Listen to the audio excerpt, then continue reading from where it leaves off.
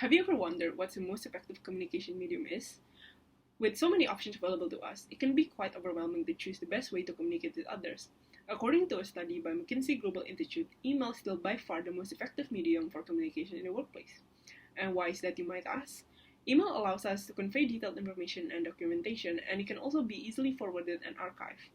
Plus, we can also access our email from anywhere, which is especially important in today's remote work environment.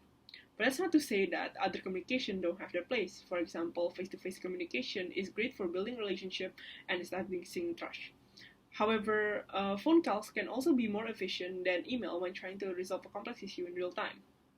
And when it comes to written communication, such as emails or other electronic messages, it's really important to pay attention to the format. Headings should be short, meaningful, and consistent in style. And all headings should be parallel in grammatical structure. List is another important formatting element in e-communication. Bullets or number can be used, and one rule of thumb to remember is that lists with more than 5 items, it's better to use numbers. The items itself can be punctuated in various ways depending on the logic of the content, but then again, consistency is important. For example, let's take a look at a list that treats item as a separate unit. For example, 1 introduction, 2 needs and benefit, and 3 costs. And now we can also take a look of an example of a list that treats item as a grammatical unit. 1, an introduction, 2, a section on needs and benefit, and 3, a section on costs. As you can see, there's different ways to format lists, and the best option depends on the specific content and context. Finally, it's worth noting that e-communication can be particularly challenging as it can lack some of the non-verbal cues that we rely on in face-to-face communication. This means that we need to be extra careful about the language and tone we use in our messages. We want to avoid some sense of ambiguity and make sure that our messages are clear and professional. To summarize, effective e-communication requires careful consideration of both the medium and formatting of the messages. By choosing the right medium, formatting of our messages for clarity and readability, and also paying close attention to the language and tone in which we speak, we can communicate effectively and build strong professional relationships. And that's all from me, and next we will discuss the usage of social media. Thank you, Sandy and Joan. Now I'm going to present about making a leadership presentation both in person and online. In this chapter, we will witness the 3 steps of making a leadership presentation and delivering it. So without further ado, let's jump into the first step of making a leadership presentation, which is planning. Planning is divided into 3 sub-steps. The first one is determining strategy. In this step, we'll examine the context, the audience, the timing, the purpose, and the feedback for the presentation. We start with the first one, context. Examining the context means being aware of what is going on around the organization, in the local region, in our market or industry, and even in the world, so the audience can relate to and understand our presentation purpose. Next, we must also establish a clear purpose for our presentation in order to analyze the audience better and set realistic expectations for them. As I mentioned, analyzing the audience is most important because the more we know about them, the better we are able to present to them. Several questions that may erupt during this process include: what is my primary purpose? Who is my primary and secondary audience? What is motivating the audience to attend? And how do I motivate them during the presentation? What do I expect the audience to do after the presentation? And finally, how do I expect them to feel? Next, the time of the presentation is also an indispensable part of planning the presentation. We must consider the general state of mind at different time of day. Finally, we must think about ways to obtain feedback from our audience in order to evaluate their understanding and our communication.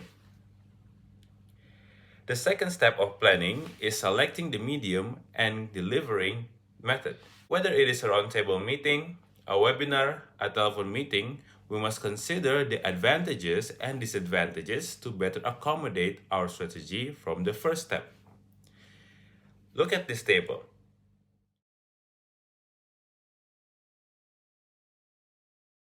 Let's have a look at different types of methods. First, in-person or online roundtable presentations. We usually select the roundtable presentation to achieve one of the following: encourage an informal interactive discussion, receive input from audience members, build consensus or gain agreement on conclusions or recommendations, check the accuracy of facts or identify sources of missing data, uncover and resolve major issues, and finally, present a lot of information in a short amount of time. Next, stand-up extemporaneous presentation in person or online. Extemporaneous presentation is prepared presentation that does not include any material reading or peeking during the presentation. It relies on the understanding of material presented. Next is impromptu presentation. This is similar to the last presentation type.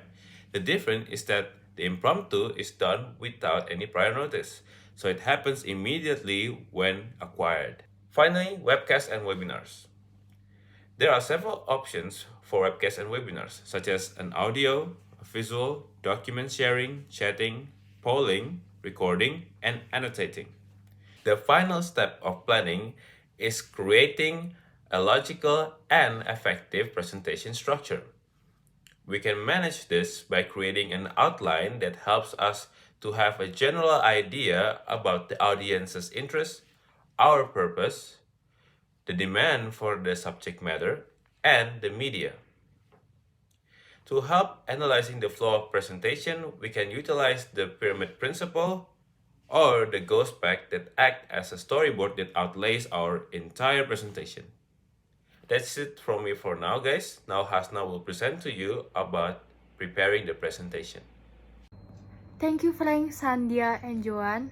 Next, I'm going to explain about preparing presentation. First of all, preparing a presentation is essential. Why? Because we will be completely confident and less nervous if we prepare and plan properly. Our audience will sense our assurance and our audience will respond positively to our message. We can begin creating important components that consist of the introduction, conclusion, and body of our presentation once we have an overall plan for the flow of our presentation. So, the first one is introduction. We should introduce our overall message as well as each of our supporting topics. Remembering the CPF abbreviation is useful for the beginning of presentation. C, which is context. What is the motivation for the presentation? What influenced it? P, which is purpose. Why am I giving this presentation? What is my reason? And the last one is F, which is foreshadowing. What will happen in this presentation and in what order? What should the audience expect to hear as they listen? The second one is body or the content in the middle. It is usually best to organize the presentation directly, giving the conclusions and recommendations first, with the facts to support or illustrate it, woven through the body of the presentation. And the last one is conclusions. The conclusion of a professional presentation will usually include a summary of what we have said, going over the main points, and reinforcing them. The summary statement is critical in bringing the audience back to us. It allows us to address any concerns raised by the questions and answers that the audience leaves with our message at the forefront of their mind. The keys to delivering the presentation successfully to audience are: the first one is testing the flow and logic. We should test the flow by telling the story of our presentation aloud to ourselves and to someone else. Can we tell the story in a couple of minutes? What are the main message? Do they flow logically from one to the other? The second one is editing and proofreading. We cannot go back and correct the slides or retract any errors in what we have said once the presentation has begun. If we are using visual aids, we will need to carefully edit and proofread them. The third one is practicing to facilitate effective delivery. That consists of giving the presentation out loud. Practice is the only way to establish smooth transitions from speaker to speaker, to ensure all sections are complete and coherent, and to judge the timing accurately. Checking the room and setup. We should test the environment ahead of time with a partner to ensure that the camera, microphone, desktop projection, etc. Timing. To ensure the timing is right, we will want to practice our presentation with a timer and keep the presentation a little under the required time limit. So that's all from me for now. Thank you. Next, about presenting a presentation would be explained by Ridho. Yes, that is true. Thank you, Hasna and Frank. And moving on, hi guys, welcome. My name is Ridho Imran, and you can call me Ridho. And moving on to how to present effectively with a greater confidence. Presenting would be so much better when all the target of people are hearing you, paying you a lot of attention, and giving you much appreciation. It is always a feeling of being a star when you're presenting in front of a lot of people. Presenting effectively with greater confidence have so much strategies for delivering presentation with confidence and impact. It suggests that effective presentation requires careful planning and preparation, including setting clear objectives, knowing your audience, and practicing your delivery. And that has been mentioned by Hasna, and it's very important to create a clear and engaging message that connects with the audience. Most people effectively tend to get and receive the message that you want them to listen with the great message, clear and engaging message. And here, building confidence is also great to help you present effectively. While present, it recommends us using techniques such as visualization, positive self-talk, I'm great, I'm smart, telling out we are very great, and breathing exercises.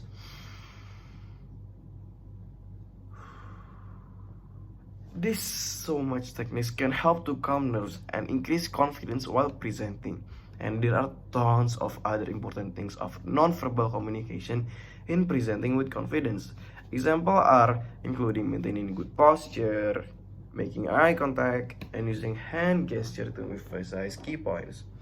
Overall, improving presentation skills can be learned, and building confidence while delivering presentation by emphasizing the importance of preparation, clear messaging, and non-verbal communication. It will so much provide the framework for delivering impactful and effective presentation. I think moving on, we can go next. Thank you.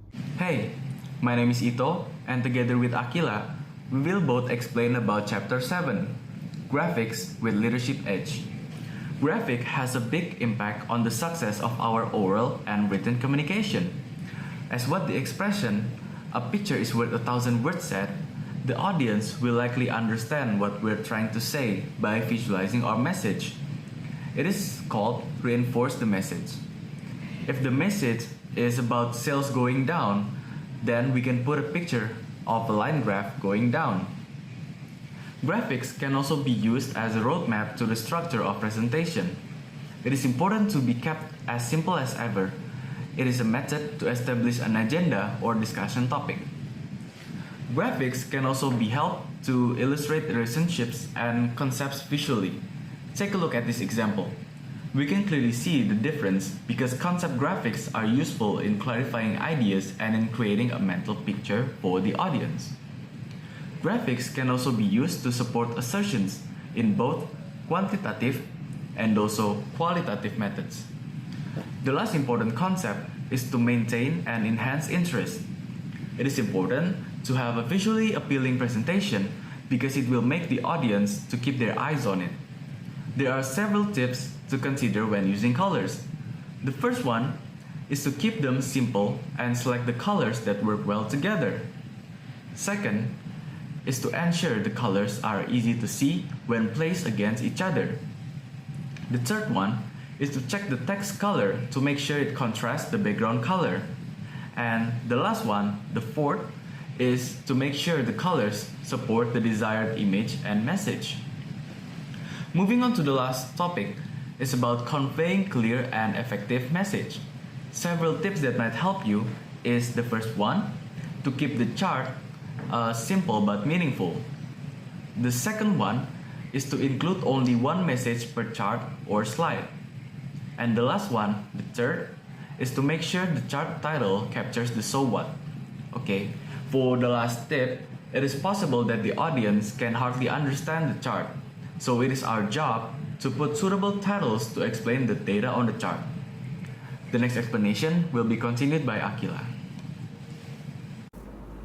Alright, thank you Ito for the introduction. So for the next part, I'm going to explain the subchapter of Chapter 6, which is selecting and designing effective data charts. So for data charts to add to our presentation or documents, we first need to clarify our message, and then we can determine the types and content of the graph that we'll add to, support, or explain that message best. Edward Taft from the book provides the following best practice guidelines for creating data charts, such as to: first, induce the viewers to think about the substance rather than a methodology, graphic designs, the technology of graphic production, or something else. Second, avoid distorting what the data have to say. Third, make large data set coherence. Fourth, serve a reasonably clear purpose, description, exploration, tabulation, or decoration. Now, the goal of the graph should be to aid the audience in understanding the data and our central message. Selecting the best type of graph for the type of information that we want to convey, and then following a basic design principles for graph will help us communicate our message more effectively. For example, pie graph is best for comparing proportions and relative amounts of components, and works well with non-specialist or executive audiences. Bar or column graph is best for conveying absolute value data, relatives, size, or close comparisons, and emphasizes differences, and it works well with most audiences. Line graph is best for demonstrating trends or interactions between variables, good for showing movement over time, and is useful for most audience. Now that we have understood how to choose the correct type of graph to use for your presentation, now it's time to discuss how to use the graph correctly. Which leads us to the next subchapter, a few pointers on including graphic in presentation. Any graphics in the presentation should enhance the presentation, not dominate it, as the poorly designed slides are responsible for much of the criticism and design for PowerPoint. As you can see in the picture next to me, this slide has too much chart junk or clutter. The 3D effect and the legend make it difficult to read, the skyline in the background only detracts from the message, and the X's are unlabeled. As a result, the slide is more distracting than useful in conveying a message. Creating an original template will mean that the presentation will stand out, as we probably would want, and it shows that we are willing to take the time to personalize the presentation, not simply pulling something off the shelf that others could see. However, by doing so, it takes time and calls on design skills not all of us have. So, using one of the standard templates available in different programs and on the web as a base may be the best way to go, since we can personalize any of them to make them more our own. Another problem we might encounter when making our own graph is when we insert graphs or objects from other programs, Excel in particular. Keep in mind that when we're making and inserting our graph to the presentation, we want it to look as if they were part of the presentation, not pulled in at the last minute from another program without concern for consistency in the formatting and clarity of the information being conveyed. Another thing we frequently use for presentation are animations. Animation is a great tool, however, it is easily overused and misused. Therefore, there are a few guidelines to help presenters use animation effectively. First, use animation only to control the delivery of the message or help the audience with the message. Second, do not overuse animation or edit just because it is possible. Third, when animation is used to bring in text or outer shapes, the text and shapes should appear or come in from the most logical direction and the shortest distance. Fourth, avoid using too many different animation techniques in one presentation. And finally, make sure to test the animation by running the presentation in slide view from beginning to end. As with all the design guidelines discussed in this chapter, we should use animation to add to or help us deliver our message, not just because we can. Finally, we should make graphics work for us, not against us, using graphic to support and even enhance our messages. The presenter should be the focus of the presentation. The slides are there to aid us, not replace us. Used correctly, graphics and other presentation visuals can provide a leadership edge.